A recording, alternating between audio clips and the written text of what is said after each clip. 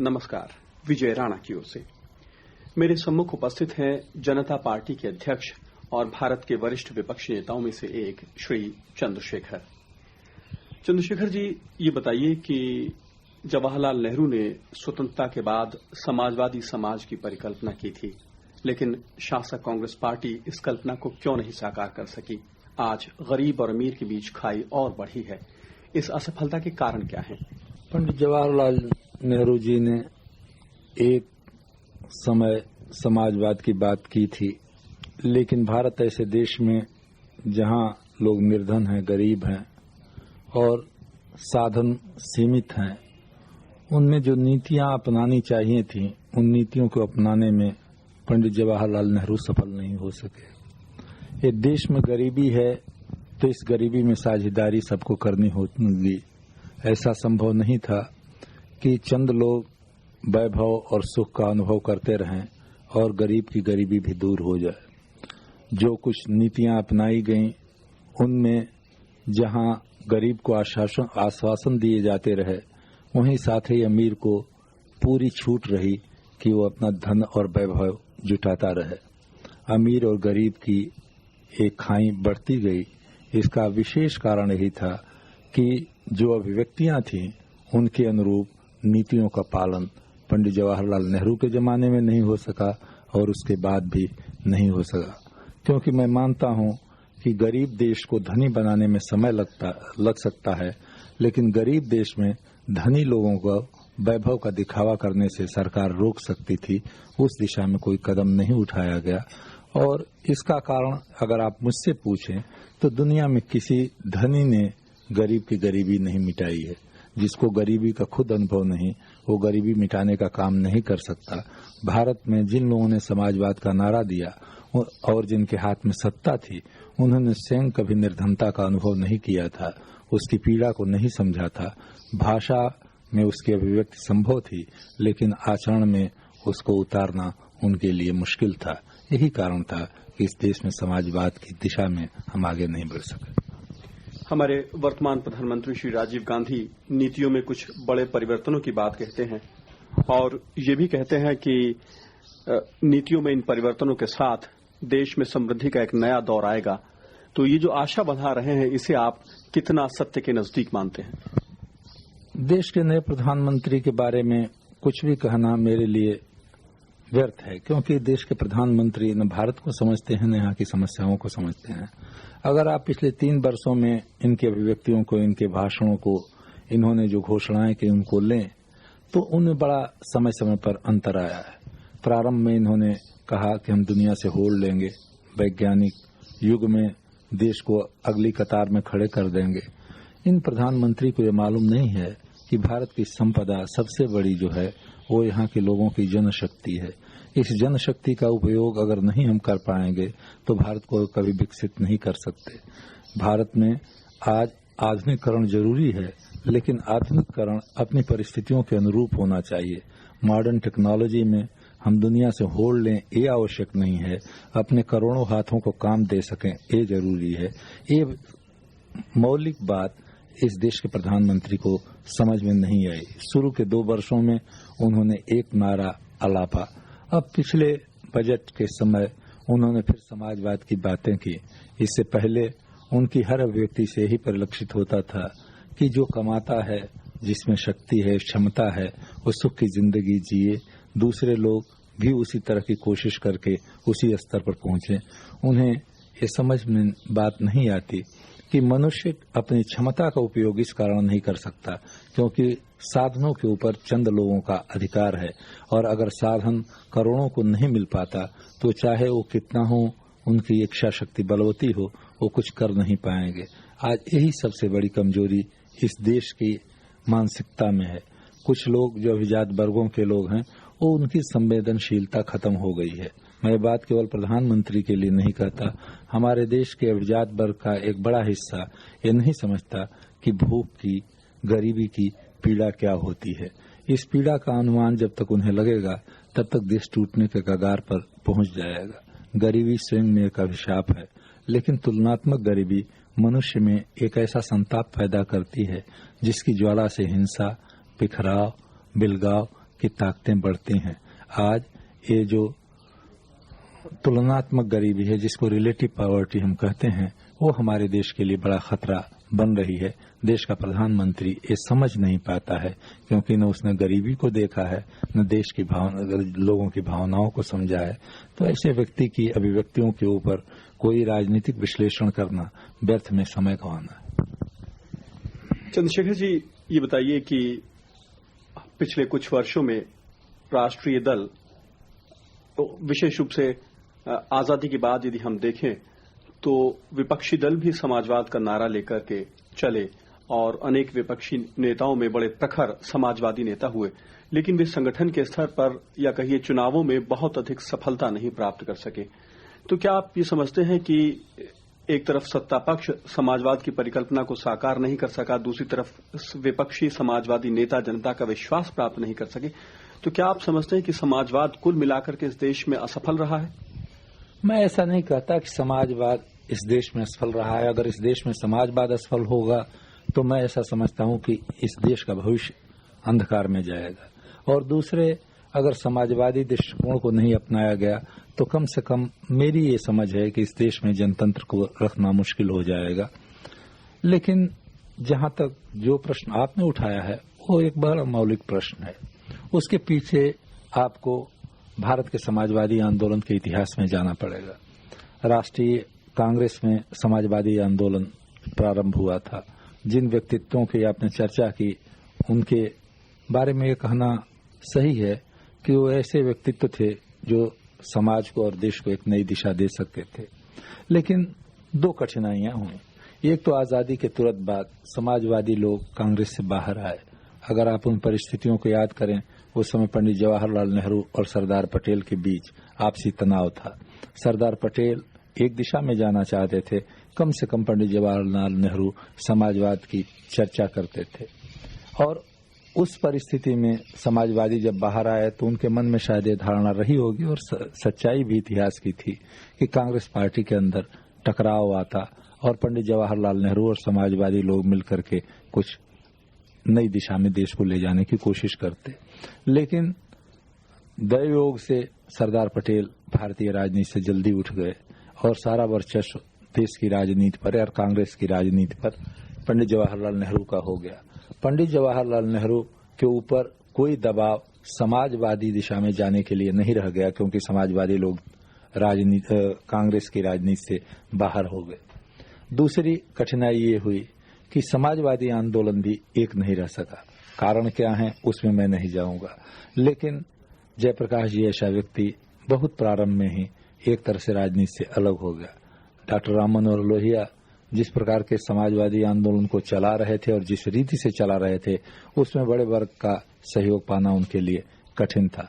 अच्युत पटवर्धन ऐसे लोग, अरुणा आसफ अली ऐसे लोग भी समाजवादी आंदोलन से उसी प्रारंभ में ही अलग हो गए। आप याद रखिए, इन सब के पीछे राष्ट्रीय आंदोलन का एक वैभव था, एक शौर्य था, एक गौरव था। 1952 में समाजवादी लोगों को चुनावों में हार हुई और उससे बहुत से लोगों ने अपना दिल का हौसला खो दिया। तो समाजवादी आंदोलन में जो व्यक्तित्व राष्ट्रीय आंदोलन के गर्भ से पैदा हुए थे, वो प्रारंभ में ही बिखर गए। इसलिए समाजवादी आंदोलन शुरू से प्रारंभ करने की आवश्यकता थी और वो काम नहीं हो सका। उसके पीछे बहुत सी बातें हैं, उसके विवेचना में जाने से कोई लाभ नहीं। दूसरा, आप यह भी याद रखिए कि कम्युनिस्ट पार्टी भी समाजवाद की बात कर रही थी और कम्युनिस्ट पार्टी का भी एक प्रभाव बढ़ गया था, खास तौर से 1942 में जब समाजवादी लोग जेलों के अंदर थे। कम्युनिस्ट पार्टी को खुला मैदान मिला अपनी बातों का प्रचार करने के लिए। तो इसलिए समाजवाद के बारे में तरह तरह की भ्रांतियां फैलने के लिए काफी गुंजाइश थी। कम्युनिस्ट लोग एक बात कहते थे, समाजवादी दूसरी बात कहते थे। समाजवाद की दिशा में समाजवादी शक्तियां मिलकर के काम करें, इसके विपरीत समाजवादी शक्तियां आपस में ही टकराने लगी। एक तो समाजवादी आंदोलन के पीछे जो सबसे बड़ी कमजोरी पैदा हुई तुरंत आजादी आने के बाद वो थी। उसके बाद पंडित जवाहरलाल नेहरू ने समाजवादी समाज की कल्पना का समाज बनाने की बात कही, लेकिन उन नीतियों को अपनाने में वो असफल रहे। अब याद करें आप तो 68-69 में जब कांग्रेस में विघटन हुआ, और उस समय मैं भी कांग्रेस में था, उस समय गरीबी हटाओ का और समाजवाद का नारा फिर जोरों से चला। लेकिन वो नारा केवल नारा था राजनीतिक वरिष्ठता या वरीयता पाने के लिए। जो कांग्रेस टूट गई और 1971 में एक भारी बहुमत श्रीमती इंदिरा गांधी को मिला, तो उसके बाद तुरंत उन सारे नारों को भुला दिया गया। और फिर हमने यही सोचा कि चंद लोगों के बल पर, जो देश के उद्योगों पर, देश के धन पर, देश की संपदा पर आज अधिकारी बने हैं, उनके सहारे नया देश बनेगा। बुनियादी बात यही है कि अगर समाजवाद लाने की बात सही माने में हमारे मन में होती, तो हमें उन पर विश्वास करना होगा जो आज, जिनकी आज कोई भाषा नहीं है, जो मूक हैं, जिनकी भाषा को कोई मुखरित नहीं करता। ये बात अक्सर लोग भूल जाते हैं कि आज जो जनमत बनाने वाले हैं वो कल के देश बनाने वाले नहीं होते हैं। दुख की बात यह है कि जनमत बनाने वाले और हैं, राष्ट्र के निर्माता दूसरे हैं। जनमत बनाने वालों में और राष्ट्र के निर्माताओं में कोई तालमेल नहीं हो सका। मेरी दृष्टि में राष्ट्र निर्माता वो है जो खेत खलिहानों में, कल कारखानों में काम करता है। उसकी बाणी को जनमत बनाने वाले कभी अपनी बाणी नहीं बना सके। और समाजवादी आंदोलन में जो काम करने वाले लोग थे, इतने बड़े देश में न उनके पास साधन था न क्षमता थी कि अपनी आवाज लोगों तक पहुंचा सके। और बार बार आपसी बिखराव के कारण जो शक्ति थी वो भी उसका भी उपयोग नहीं हो सका। तो दोनों स्तर पर सरकारी पार्टी में जो समाजवाद की चर्चा हुई, वो निष्ठा के अभाव में, और सरकार के बाहर जो समाजवादी थे वो एकता और एक साथ काम करने के अभाव में समाजवाद की दिशा में आगे नहीं बढ़ सके। लेकिन मैं ऐसा नहीं मानता हूं कि इससे ये समझ लेना चाहिए कि देश में समाजवादी आंदोलन की विफलता हुई है, बल्कि समाजवादी आंदोलन के लिए काम करने वालों में या तो निष्ठा की कमी थी, ये आपसी सहयोग की और एकता की कमी थी, जिसके कारण हम उस अभिष्ट को नहीं प्राप्त कर सके जिसकी कल्पना हमने की। चंद्रशेखर जी, यहाँ एक सवाल और उठता है सरकार की आर्थिक नीतियों को लेकर के कि समाजवाद के नाम पर बहुत बड़ी सीमा तक सब कुछ सरकारी क्षेत्र के हाथ में सौंप दिया गया, और साथ ही जितने भी हमारी योजनाओं के प्रारूप बनाए गए उनमें कोई ऐसा कदम नहीं उठाया गया कि जो उस समय के पूंजीपति थे उनकी शक्ति को रोका जाए। तो इस सब से हुआ ये कि या तो सारी आर्थिक शक्ति राष्ट्रीय उद्योगों में केंद्रित हो गई या टाटा, बिरला और बड़े बड़े पूंजीपतियों में, और ये लोग लगभग एकाधिकारी स्थिति में काम करते रहे। तो इससे देश के औद्योगिक विकास को आप क्या नहीं मानते कि बहुत बड़ा धक्का पहुंचा? आपने एक बड़ा मौलिक सवाल उठाया है, और इस प्रश्न के ऊपर इस देश में काफी भ्रम है। कुछ लोग ऐसा समझते हैं कि जो सार्वजनिक उद्योग बनाए गए वो निजी उद्योगों को सीमित करने के लिए या उनकी शक्ति को कम करने के लिए बनाए गए। वास्तविकता इससे अलग है।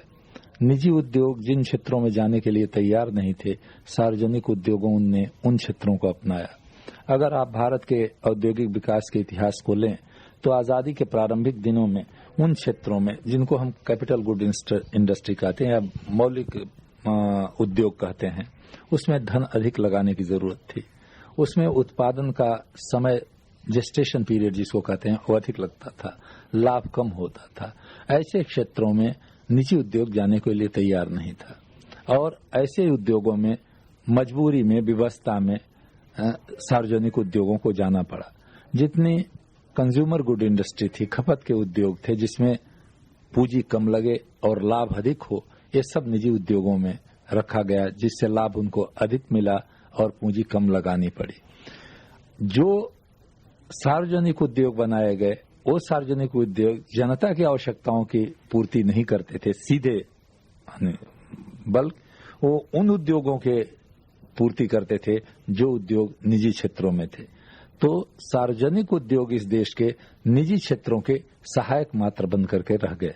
तो बुनियादी बात ये समझनी चाहिए, दो बातें। एक कि सार्वजनिक उद्योग उन क्षेत्रों में लगे जिन क्षेत्रों में निजी उद्योग उस समय जाने को तैयार नहीं था। आज की बात मैं नहीं कहता, उस समय की बात मैं करता हूं। और दूसरी बात यह है कि जो भी सार्वजनिक उद्योगों में उत्पादन हुआ वो निजी उद्योगों की आवश्यकताओं को पूरा किया, जिससे उन्होंने खपत की वस्तुओं को बनाया और अधिक लाभ कमाया। एक बात तो ये है और एक ऐसी साठगांठ थी जिस साठगांठ को लोगों ने सही रूप में नहीं समझा। प्रचार एक होता रहा, वास्तविकता बिल्कुल दूसरी रही।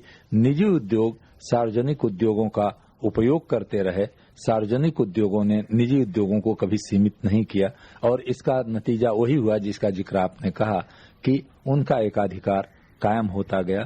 सार्वजनिक उद्योग निजी उद्योगों को नियंत्रित नहीं कर सके बल्कि उनके बढ़ावा देने का काम करते रहे। ये बात सही है। ये जो एकाधिकार था, ये क्या आप ये नहीं समझते कि व्यक्तिगत क्षेत्र के द्वारा ही समाप्त किया जा सकता है? क्योंकि हम देखते हैं अपनी भारत की जो वर्तमान स्थिति है उसमें जो बड़ा उद्योगपति है वो लगभग एकाधिकारी स्थिति में काम कर रहा है और उसके मुकाबले के लिए दूसरे उद्योगपति नहीं आ पा रहे हैं। तो क्या आप ये नहीं समझते कि ये जो एकाधिकार की स्थिति है इसे व्यक्तिगत क्षेत्र के द्वारा ही तोड़ा जाना चाहिए? अब इसमें एक ये विचार हो सकता है, इसमें कुछ सच्चाई भी हो सकती है, लेकिन वास्तविकता ये है कि जब कोई बड़ा उद्योगपति एक क्षेत्र में अपने को स्थापित कर लेता है तो छोटे उद्योगपति या नए उद्योगपति यदि उस क्षेत्र में आना चाहते हैं तो उसके रास्ते में इतनी कठिनाइयां डाल जाती हैं कि वो उनका मुकाबला नहीं कर सकता, उनकी प्रतिद्वंदिता नहीं कर सकता। और इसीलिए प्रारंभ में हमारे देश में एकाधिकार को समाप्त करने के लिए कुछ कानून बनाए गए जिन कानूनों का कभी पालन नहीं हुआ। ये बात आज तो सही दिखाई पड़ती है क्योंकि बहुत से छोटे छोटे उद्योगपति भी ऊपर उठ करके आ गए हैं, लेकिन प्रारंभ के दिनों को अगर आप याद रखें, अगर कोई नियंत्रण नहीं किया गया होता और सरकार अधिक नियंत्रण नहीं करती तो छोटे उद्योगपतियों का आगे आना संभव नहीं होता। आज शायद हो सकता है, मैं आज भी नहीं समझता कि कितनी दूर तक ये संभावना है, लेकिन प्रारंभ के दिनों में तो ये जो एकाधिकार बताए हुए लोग थे वो दूसरे को आने की इजाजत नहीं देते, इसलिए निजी उद्योगों के जरिए इनका मुकाबला करना शायद तब तो बिल्कुल ही संभव नहीं था, आज भी ये काम बहुत कठिन होगा। चंद्रशेखर जी, आइए अब देश के सामने उपस्थित कुछ और समस्याओं की बात करें। राष्ट्रीय दल, विपक्षी राष्ट्रीय दल पिछले 40 सालों में बहुत अधिक सफलता नहीं प्राप्त कर सके हैं और शायद इसी कारण से क्षेत्रीय स्तर पर नए नए दल उठ करके आए हैं और इन दलों ने कुछ ऐसी क्षेत्रीय मांगे भी उठाई हैं और जिसे रीजनल शॉविनिज्म का नाम दिया जा सकता है या फिर कहिए कि सब नेशनलिज्म की बात ये लोग करते हैं, उपराष्ट्रीयता की बात ये लोग करते हैं। तो क्या ये प्रवृत्ति आगे चलकर कहीं भारत की एकता के लिए खतरा बन सकती है? बन सकती है खतरा। इस पर निर्भर करेगा कि हम लोग इन शक्तियों को किस तरह से इनकी आवाज को अपने राष्ट्रीय जीवन में समाहित करते हैं। या तो हम इनके साथ टकराव करें या इनको समझा बुझा करके देश की मुख्य धारा के साथ जोड़ें। ये बहुत कुछ हमारी क्षमता के ऊपर निर्भर करेगा। आपकी बात सही है कि जब राष्ट्रीय दल लोगों की आकांक्षाओं को व्यक्त करने में असफल हो जाते हैं तो क्षेत्रीय दलों का प्रादुर्भाव होता है और जो स्थिति आज हमारे देश में देखने को मिलती है। 1975 तक श्रीमती गांधी ने एक नया रास्ता अपनाया और उस समय देश एक तरह से तानाशाही के कगार पर था। 1977 में देश की जनता ने एक विकल्प देने की बात सोची और जनता पार्टी की हुकूमत बनी, लेकिन दुर्भाग्य है कि जो लोग उस समय सरकार में मिलकर के साथ आए थे उनका दृष्टिकोण राष्ट्रीय मुद्दों पर एक नहीं था। हर राष्ट्रीय सवाल पर वो विभिन्न दृष्टिकोण से सोचते थे और वो प्रयोग सफल नहीं रहा। उस प्रयोग के असफल होने के कारण लोगों के मन में एक दुराव, एक निरुत्साह की भावना आई और इससे लोगों का मन टूटा, लोगों का दिल टूटा और क्षेत्रीय पार्टियां उससे आज हमारे देश में जगह जगह पर उभरती हुई दिखाई पड़ती हैं। और जब क्षेत्रीय पार्टियों का उभाड़ होता है तो क्षेत्रीय भावनाओं को जगाने का काम भी होता है। तो राजनीति का एक ऐसा खेल है जिस खेल में जब आदमी एक रास्ता पकड़ लेता है तो उस रास्ते पर कितना नीचे तक जाएगा ये कहना मुश्किल होता है। तो हो सकता है कि इससे देश के सामने कठिनाइयां पैदा हों। आज कठिनाइयां पैदा हो रही हैं, लेकिन मैं ऐसा नहीं मानता कि एक ऐसी प्रवृत्ति है जिसको मोड़ा नहीं जा सकता या जिसको रोका नहीं जा सकता, जिसको नियंत्रित नहीं किया जा सकता। लेकिन ये बहुत कुछ इस बात पर मुनहसर करेगा, निर्भर करेगा कि हम लोग कितनी समझ से, कितनी सूझबूझ से। ये बात सही है जैसा मैं आपसे कह रहा था कि क्षेत्रीय दलों के उभरने से एक कठिनाई जरूर पैदा हुई है और हो सकता है कि इससे देश की राजनीति थोड़े समय तक एक उलझन में पड़ जाए। लेकिन मैं ऐसा मानता हूं कि भारत ऐसे बड़े देश में इस तरह की प्रवृत्तियां एक संक्रमण काल की बातें हैं। बाद में चल करके कोई न कोई एक नई शक्ति का प्रादुर्भाव होगा जो शक्ति सारे देश की आकांक्षाओं को अभिव्यक्त कर सके। तो इस समय तो हमें यही प्रयास करना चाहिए कि जहां तक क्षेत्रीय पार्टियां हैं और क्षेत्रीय विचारधाराएं हैं, इनको समझा बुझा करके ये बताया जा सके कि उनकी समस्याओं का समाधान भी तभी है जब सारा राष्ट्र उसमें समाहित हो। अकेले कोई क्षेत्र इस देश का अपनी समस्याओं का समाधान करने में सफल नहीं हो सकेगा। ये पुराना इतिहास इसका गवाही है। जब कभी क्षेत्रीय भावनाओं को उभार करके हम अपनी समस्याओं को सुलझाने का प्रयास किए हैं, तब ये देश टूटा है, देश में कठिनाइयां पैदा हुई हैं, देश की एकता खत्म हुई है। चंद्रशेखर जी, एक और समस्या है सांप्रदायिकता, बढ़ती सांप्रदायिकता। गुरुद्वारों से नियंत्रण हो रहा है कि वे अकाली राजनीति पर अपना कब्जा जमाए। उधर मुसलमान समुदाय में भी कुछ कट्टरपंथी नेता उभरे हैं। आपकी पार्टी में सैयद शहाबुद्दीन का नाम लिया जा सकता है। उधर प्रतिक्रिया स्वरूप हिंदुओं में शिवसेनाओं का गठन हो रहा है। तो ये जो बड़ा खतरनाक परिदृश्य उपस्थित हो रहा है, इसके बारे में आप क्या कहेंगे? इसके कारण क्या हैं? देखिए, एक बात तो मैं कहूं कि इन सांप्रदायिक या धार्मिक सवालों के ऊपर जब हम सोचते हैं तो हमें थोड़ा पीछे की ओर जाना पड़ेगा। भारत में एक ऐसी विशेषता रही है कि जिन धर्मों के लोग आए, जिन विचारों और भावनाओं के लोग आए, सबको समाहित करने की हमें शक्ति थी और सबका हमने स्वागत किया। कमजोरी में किया या उदारता के कारण किया, उस इतिहास में मैं नहीं जाना चाहता। पहले मैं अकाली दल की बात को लेता हूं। अगर आप अकाली दल को लें तो अकाली दल की स्थापना 1920-24 के करीब हुई थी। तब से लेकर के और आज तक अकाली दल के लोग राजनीति में हिस्सा लेते रहे हैं। आजादी की लड़ाई में उन्होंने हिस्सा लिया, उसी अकाल तख्त से, उसी स्वर्ण मंदिर से उन्होंने आजादी की लड़ाई लड़ी और उसकी प्रशंसा गांधी और पंडित जवाहरलाल नेहरू ऐसे लोगों ने की। उसके बाद 1975 में जब आपातकालीन स्थिति की घोषणा हुई तो 18 महीनों तक नित्य वहीं से जनतंत्र की आवाज उठाने के लिए अकालियों के जत्थे आते रहे। हम लोगों ने उनकी प्रशंसा की। 1977 में जब सरकार बनी तो हम उनके साथ मिलकर के पंजाब में सरकार बनाए और हमने दिल्ली की सरकार में भी उनकी भागीदारी स्वीकार की। अकाली दल के बीच फूट डालने की कोशिश श्रीमती इंदिरा गांधी ने की ताकि अकाली और जनता सरकार को तोड़ने का काम कर सकें, चाहे वो भिंडरवाला जी के रूप में हो, चाहे दूसरे के रूप में हो, उनको बढ़ावा दिया। अकाली दल के साथ 1980 में उसके एक ग्रुप के साथ श्रीमती इंदिरा गांधी ने समझौता भी किया। जब झगड़े हुए, झगड़े के बाद भी श्री लोंगेवाल जी से समझौता किया गया, जिसका सारे लोगों ने स्वागत किया और जिसके ऊपर आज के प्रधानमंत्री ने बड़े गौरव का अनुभव किया। लोंगेवाल साहब भी उसी अकाली दल के अध्यक्ष थे जो अकाली दल आज बरनाला साहब जिसके प्रतिनिधित्व करते हैं या जिसके लिए बादल साहब या अमरिंदर सिंह ऐसे लोग चर्चा करते हैं। अकाली दल का रूप वही है। आज अचानक उसके विरुद्ध जिहाद छेड़ना मैं समझता हूं एक राजनीतिक अवसरबाजिता है। अगर धर्मनिरपेक्षता की बात इतने जोरों से मन में थी तो ये पिछले 40-45 वर्षों में हमारा रुख दूसरा होना चाहिए था।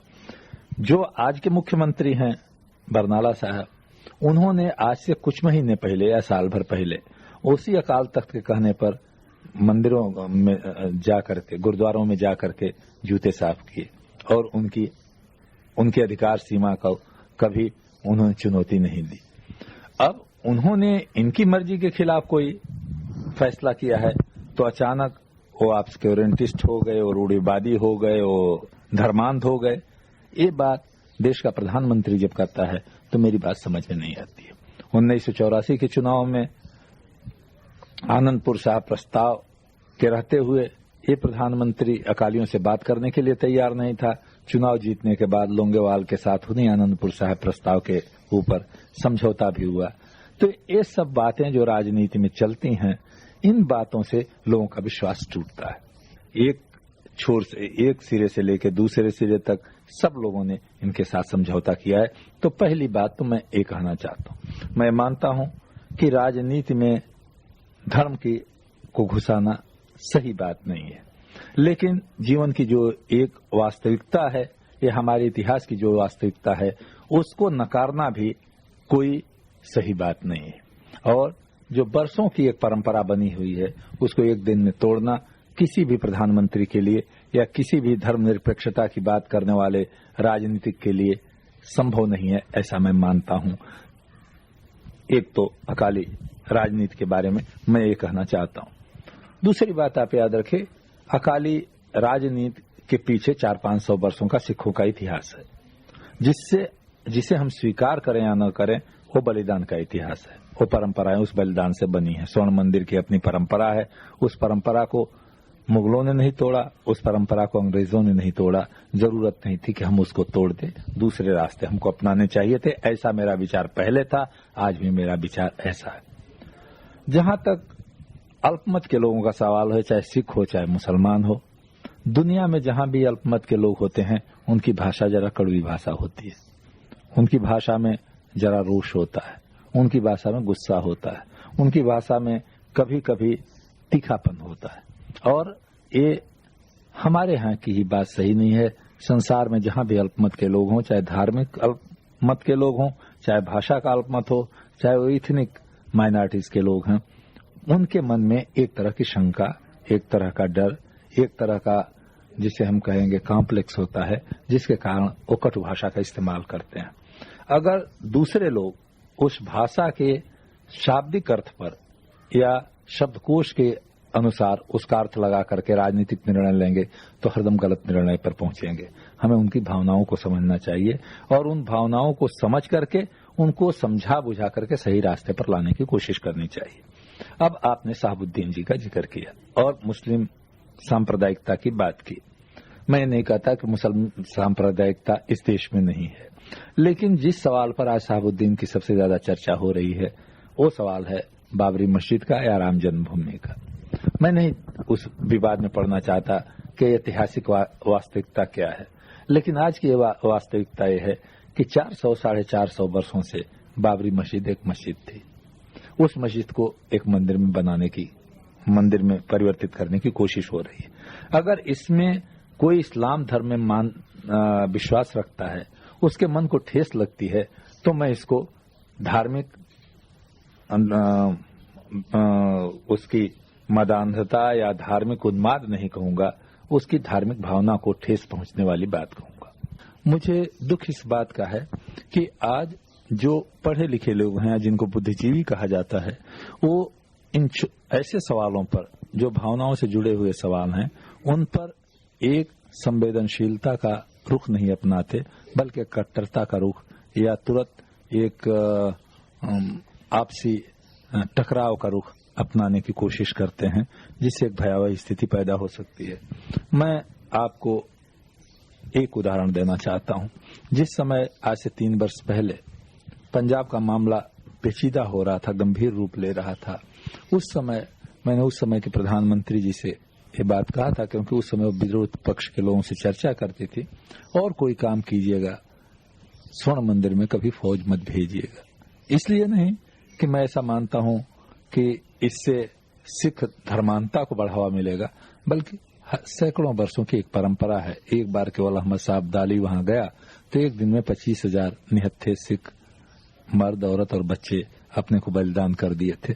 उस बात को उस समय नहीं सुना गया, और यही नहीं कि नहीं सुना गया, सारे देश के अखबार वालों ने, सारे देश के राजनीतिज्ञों ने, स्वयं हमारी पार्टी के लोगों ने भी इसके इतनी भर्त्सना की जिसका आपको अनुमान नहीं हो सकता। मैंने केवल 3 वाक्य कहे थे। ये दुर्भाग्यपूर्ण बात है कि हमें फौज भेजनी पड़ी।